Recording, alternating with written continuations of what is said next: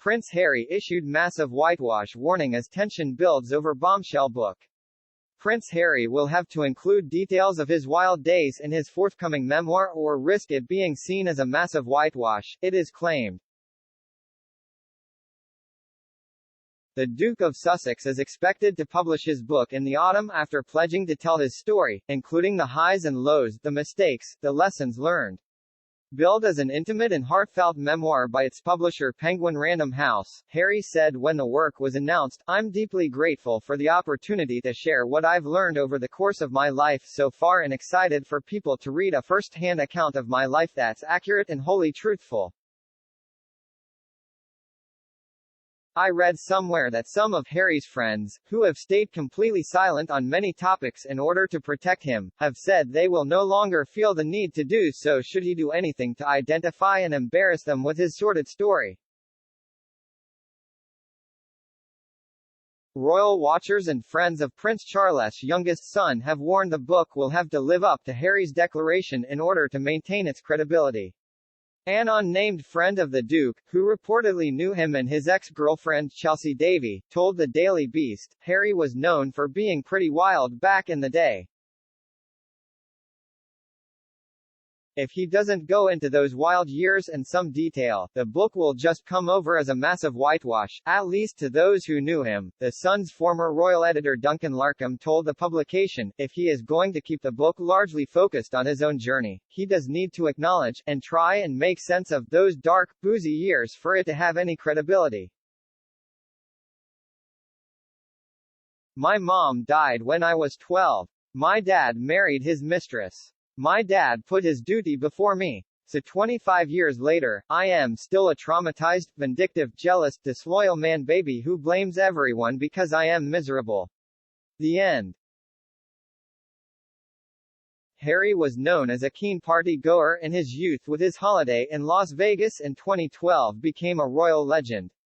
The Duke has previously opened up about his wild days, telling the Armchair Expert with Dax Shepard podcast last year, "At last I wasn't running down the strip, stripping, or more naked, at least." Asked about his Las Vegas trip during which he was pictured covering his private parts during a game of strip billiards, he told Channel 4 News in 2013, "It was probably a classic example of me probably being too much army and not enough prince, but at the end of the day, I was in a private area and there should have been a certain amount of privacy." Of the memoir, another friend of Harry's told The Times, "I think he'll tell it honestly, framed in the context of his journey towards healing. I think there will be a lot of the old broken me versus the new fixed me who dealt with the pain, and a lot about Meghan as the woman who liberated me to deal with it all." Harry has acknowledged his past previously, having told The Telegraph in 2017, "I through a lot of my 20s, was a problem and I didn't know how to deal with it." He hailed the importance of processing feelings by being open and honest, adding, "I know there is a huge merit in talking about your issues and the only thing about keeping it quiet is that it's only ever going to make it worse." Since his partying days, the sixth in line to the throne has had 2 children with his wife Meghan Markle and established the non-profit organization Archewell. He delivered a speech at the United Nations last month to mark Nelson Mandela International Day, held on the former president of South Africa's birthday. In the UN General Assembly Hall, Harry spoke of the threats from Russia's invasion of Ukraine, what he termed the reversal of constitutional rights in the US and the weaponizing of lies and disinformation. He warned, "We are witnessing a global assault on democracy and freedom, the cause of Mandela's life." Harry also spoke about a photo taken in 1997 in Cape Town of his late mother Diana, Princess of Wales, and Mr. Mandela. The Duke said, "When I first looked at the photo, straight away, what jumped out was the joy on my mother's face. The playfulness, cheekiness even, appeared a light to be in communion with another soul, so committed to serving humanity." He went on to describe Africa as a lifeline, adding, "It's where I felt closest to my mother and saw solace after she died, and where I knew I found a soulmate in my wife." Don't try and blame your days in the army for your drug and booze days. They happened before your army days. Your army days would have been full of discipline and commitment, even though you spent your time in Afghanistan hiding in a bunker fully protected by the Gurkhas. What you did in your youth is all down to you and your arrogance.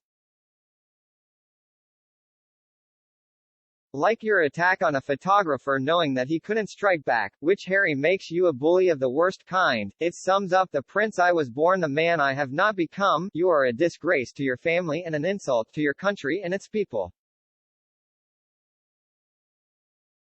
I would hope, for those wishing to line his pockets, he includes in his life memoir why he got appalling 0-11 results, dressing up as a German war officer, punching a photographer whilst being drunk or drugged, frolicking whilst again drunk or drugged whilst naked in America, raging at the establishment over everything.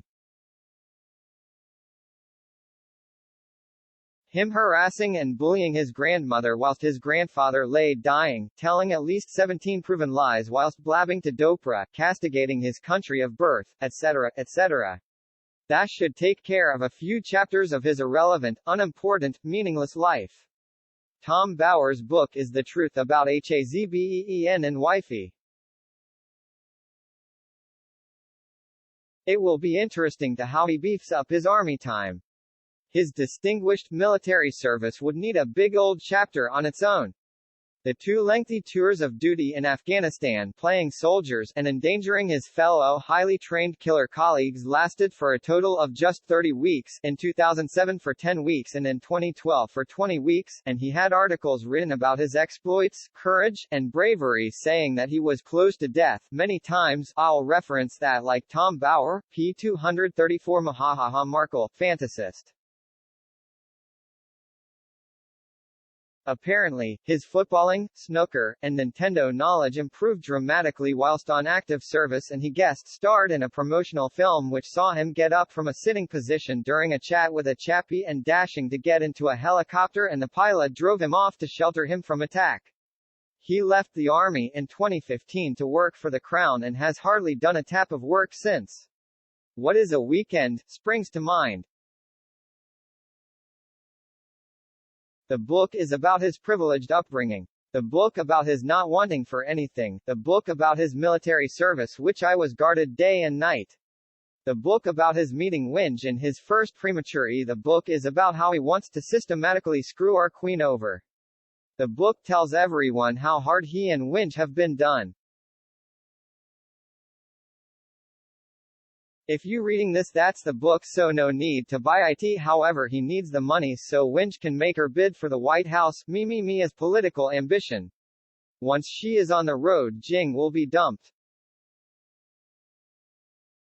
Will it include all his Rays East comments? Will it tell of his hidden away in a bunker being protected by the SAS war memoirs? Will it include his talking down to the RF staff? Will it include dressing up as a nasty stormtrooper? Just wondering, but it won't, bloody grifter.